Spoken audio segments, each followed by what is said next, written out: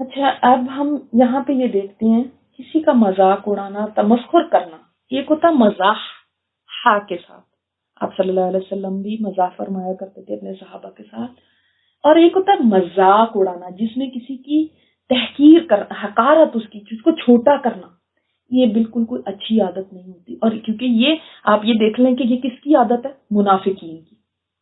ہم تو نہیں ایسا کرتے کہیں. کسی جگہ پہ جب ہم بیٹھتے ہیں، کوئی کسی مجلس میں ہوتے ہیں، تو آپ کو ایک ورڈ بتاؤں گی، آپ کو سمجھ آ جائے گی کہ وہ کیا ہوتا ہے. تمسخر کرنا جو ہماری لینگویج میں بولا جاتا ہے، ہم کہتے ہیں ریکارڈ لگانا. جب ہم کہیں بیٹھتے ہیں کسی مجلس میں تو ایک کا کہتے ہیں نا ریکارڈ ہم نے اس کا بڑا لگایا، یہ ہے تمسخر کرنا. یعنی اس کا ایسا تماشا لگایا کہ نہ وہ بیچارہ کچھ کہہ سکتا اور ہمارا فن ہو رہا ہے. یہ انتہائی گھٹیا فن کا طریقہ ہے. ہم کہہ دیتے ہیں ہم تو مذاق کر رہے تھے، اب وہ بیچارہ کیا کہے، اگر اس نے مائنڈ کر لیا تو لوگ تو مائنڈ کر رہے ہو، ہم تو ایسے ہی مذاق کر رہے تھے. اتنی سینسیٹیو ہو تو وہ شرمندگی سے نہ منع کر سکتا ہے نہ کچھ کہہ سکتا ہے. تو ہمیں سب کو دیکھنا چاہیے کہ ہمارے مذاق کا ذوق کیا ہے، ہمارا ٹیسٹ کیا ہے، جو مذاق کرنے میں ہمارا کیا ٹیسٹ بنتا ہے. آج کل تو یہ ہماری گیدرنگز کا ایک یعنی حصہ بن چکا ہے، اور ہمیں ذرا بھی احساس نہیں ہوتا کہ ہم کچھ غلط کر رہے ہیں. ایون یعنی ایک سمجھ لیں ہمارا ایز اے ہول، ہمارے ایز اے نیشن بھی ہمارا یعنی اتنا یہ گھٹیا ذوق بن گیا کہ اسٹیج کامیڈی جو آپ دیکھیں اکثر اس کے اندر کسی شخصیت، پروفیشن یا کسی کے طریقے کا یا کسی کے بولنے کا، کسی کے اس کا ایسا تمسخر اڑایا جاتا ہے، ایسا مذاق بنایا جاتا ہے کہ دوسرا پانی پانی ہو رہا ہوتا ہے. اس کی عزت اچھالی جاتی ہے، اس کو شرمندہ کیا جاتا ہے، بڑی محفل میں اس کو ایسے مذاق کا نشانہ بنایا جاتا ہے. تو اگر ہم یہ کام کرتے ہیں تو ہم نے ابھی تک کیا سیکھا پھر قرآن سے؟ اور آپ یہ سوچیں کہ جس کے ساتھ یہ ہو رہا ہوتا ہے اس کے دل پر کیا گزر رہی ہوگی. پھر وہ بھی دل میں ٹھان لیتا ہے کہ جس دن مجھے موقع ملے گا میں بھی نہیں چھوڑوں گا. پھر بھی وہ بھی طاق میں رہتا ہے میں کس دن ان کی پگڑی اچھالوں. تو اس طرح تو آپس کے تعلقات کیا ہوں گے؟ کینے، بغض ایک دوسرے کے لیے، اس طاق میں رہنا کہ میں کس وقت اس کی عزت اچھالوں، میں بھی اس کے اوپر ہنسوں. تو یہ ایک منافقانہ خصلت ہے. اگر ہمارے اندر ہے اس کو اپنے اندر سے نکالیں، اس کو چیک کریں، اپنی مجلسوں کو چیک کریں. اور پھر ہمیں یہاں پہ دوسری کیا بات پتہ چلتی ہے، یہ الزام دینے کی یہ جو بات آ رہی ہے. منافقوں کی زبانوں سے اس کا مطلب کوئی بچ نہیں سکتا تھا. دیکھیں جو زیادہ لے کر آ رہا ہے، جو متوعین ہیں ان کو بھی نشانہ بنا رہے ہیں. جو الذین لا یجدون الا جہدہم، جو بیچارے محنت مشقت کر کے کچھ لے کر آ رہے ہیں، مزدوری لے کر آ رہے ہیں، اس کے سوا ان کے پاس کچھ بھی نہیں ہے، ان کو بھی الزام دے رہے ہیں، ان سے بھی تمسخر کر رہے ہیں. تو یہ ان کی زبانوں سے کوئی بچا ہی بھی نہیں. ہر ایک کو کرٹیسائز کرنا، کوئی کم لایا تب بھی اس مسئلہ تب بھی نہیں بچ سکتا، کوئی زیادہ لے کر آیا تب بھی اپنی باتوں سے اس کو نہیں چھوڑنا. تو کوئی نہ کوئی بات ایسی ضرور ڈھونڈ لیتے ہیں جس سے اس کی بدخوئی کی جائے. دیکھیں یہ بھی ایک انتہائی بری عادت ہے. ہمیں یہ دیکھنا چاہیے کہ جب ہم کسی کے ساتھ بھی ملتے ہیں اس کے بعد ہمارے کمنٹس کیا ہوتے ہیں. بعض لوگوں کے اندر یہ بھی عادت ہوتی ہے کہ وہ ہر ایک کی بات کو انہوں نے نیگیٹو لینا. اگر کوئی تعریف کر دے تو بھائی تبھی بھی مصیبت پڑ جاتی ہے کہ ہمیں نظر لگ گئی. اگر کوئی کہہ دے کہ نہیں تم اچھی نہیں لگ رہی تب بھی ہمیں مصیبت پڑ جاتی ہے کہ ہائے اس نے مجھے ایسا کہہ دیا. یعنی کسی حال میں لوگوں کو بخشنا ہی نہیں ہے، کسی کو بھی پناہ نہیں مل سکتی ان کی زبانوں سے. یہ بھی منافقانہ خصلت ہے.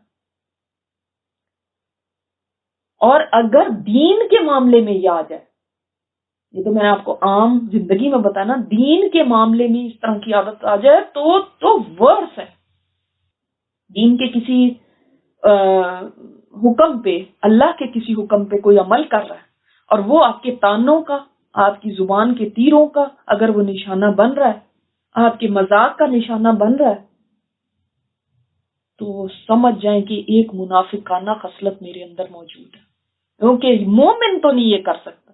مومن کے لیے اللہ کا حکم نا بہت بڑی چیز ہوتی ہے، مومن کے لیے آپ صلی اللہ علیہ وسلم کی سنت ہے نا بہت بڑی چیز ہوتی ہے۔ جس کو آپ صلی اللہ علیہ وسلم اپنی جان، مال، عزت، اولاد، اپنے گھروں میں سب سے زیادہ محبوب ہو، تو آپ کے طریقے بھی اس کو سب سے زیادہ محبوب ہوتے ہیں۔ اللہ کے کسی حکم کے اوپر کیسے کرٹیسائز کر سکتا؟ کیا اس کو پتا نہیں کہ اللہ کون ہے؟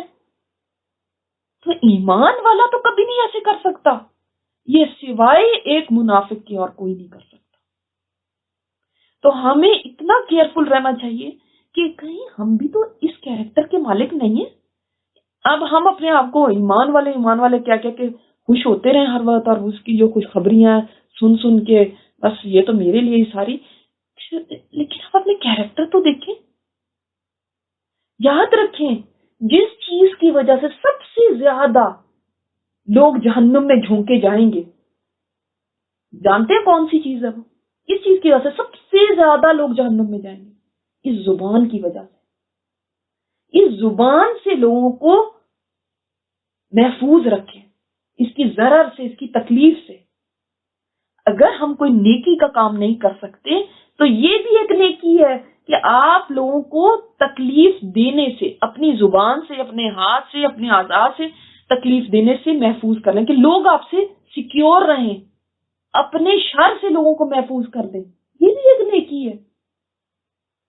تو یہ زبان اللہ تعالیٰ نے جو دی ہے، یہی زبان انسان کو اوپر بلندی تک پہنچا سکتی ہے، اور یہی زبان نیچے بھی گرا سکتی ہے۔ اس کو دیکھ کے استعمال کریں، اگر اچھی بات نہیں کر سکتے تو خاموش رہیں، یہ سوچ کے کہ اس زبان کا کہا ہوا لکھا جا رہا ہے، اس کا حساب مجھے دینا پڑے گا، جیسے ایک ایک ڈالر کا حساب دینا پڑے گا نا مال کا، اسی طرح زبان سے نکلے ہوئے ایک جملے کا بھی حساب دینا پڑے گا۔ اور یہ اس سے نکلی ہوئی بات ایسے ہی ہے جیسے کمان سے تیر نکل گیا، پھر وہ واپس نہیں آ سکتی۔ وہ جو تیر کسی کو لگ گیا، آپ نے اپنی زبان کی جب تیر چلائے، اس سے کسی کوئی ہرٹ ہو گیا تو وہ زخم بھرتے نہیں ہیں پھر۔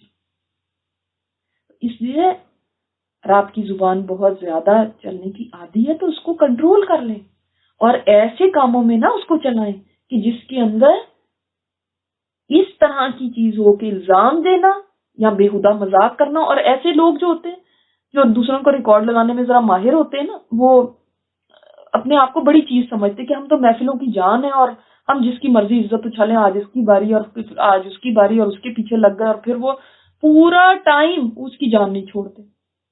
اور بندہ کہتا ہے کہ میں آ کیوں گیا، پھر اگلی دفعہ کسی اور کے پیچھے پڑ جاتے ہیں۔ تو ہمیں جب ہم ایسا دیکھیں تو ہم اس آیت کو شیئر کر لیں، ہمیں پتہ ہے کہ ہم نے اس طرح پڑھا ہے۔ ویسے تو ایسی جگہوں پہ پھر شیطان ہی آ جاتا ہے، اس کو سننے کو تیار نہیں ہوتا۔